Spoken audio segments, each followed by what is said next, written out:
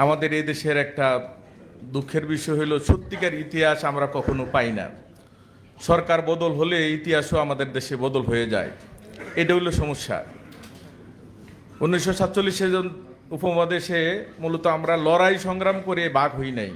ভাগটা ব্রিটিশরা তাদের পূর্ব ওয়াদা অনুযায়ী ভাগ করে দিয়েছিল। লম্বা ইতিহাস, সংক্ষিপ্ত মানে এটা আমরা লড়াই সংগ্রাম করে নেই। 52 ভাষা আন্দোলনে যারা জীবন দিয়েছে মাতৃভাষার জন্য, তাদের অধিকাংশ হলো শ্রমিক। নেতৃত্ব ছাত্ররা দিয়েছে, কিন্তু জীবন দিয়েছে শ্রমিকরা। সকল ক্ষেত্রে ইতিহাসটা আমরা যদি দেখি, এখানে দেখা যায় আওয়ামী লীগ থাকাকালীন সময়ে এই ইতিহাসে বঙ্গবন্ধুর ভূমিকা ছিল। আসলে তমুদ্দুন মজলিসের মূল ভূমিকা ছিল, বঙ্গবন্ধুর এখানে ভূমিকা ছিল না। ইতিহাস যখন যেভাবে থাকে সেভাবে সাজানো হয়। আমার মনে হয় সময় এসেছে সত্যিকার একটা ইতিহাস রচনা করার জন্য, যাতে করে আমরা 71-এর ইতিহাসটা সত্যিকার শুনতে পাই, আমরা 24 জুলাই বিপ্লবের ইতিহাসটা সত্যিকারভাবে আসে, এবং তারই মধ্যে দিয়া এই দেশটা একটা সামনের দিকে এগিয়ে যেতে পারবে। মানুষের মধ্যে একতা প্রতিষ্ঠিত হবে।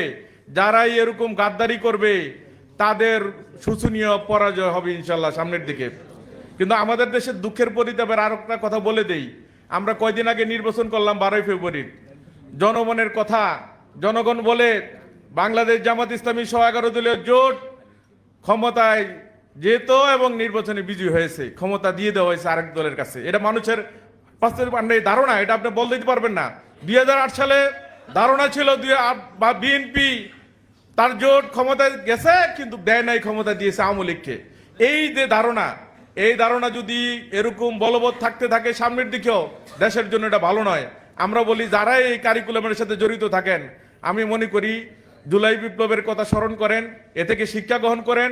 জাতি বারবার যখনই আপনি যদি মনে করেন জাতির উপরে জুলুম করা হবে, নির্যাতন করা হবে, জাতি আবার পুনরায় জেগে উঠবে।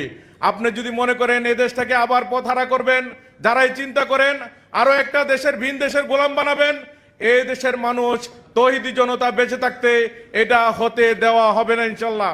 আমরা বিশ্বাস করি এই বাংলাদেশ সগর্বে এগিয়ে যাবে, পৃথিবীর বুকে মাথা উঁচু করে দাঁড়াবে, এবং এই আজকের যে 21-এর চেতনা, এটাকে ধারণ করেই সামনের দিকে এগিয়ে যাবে।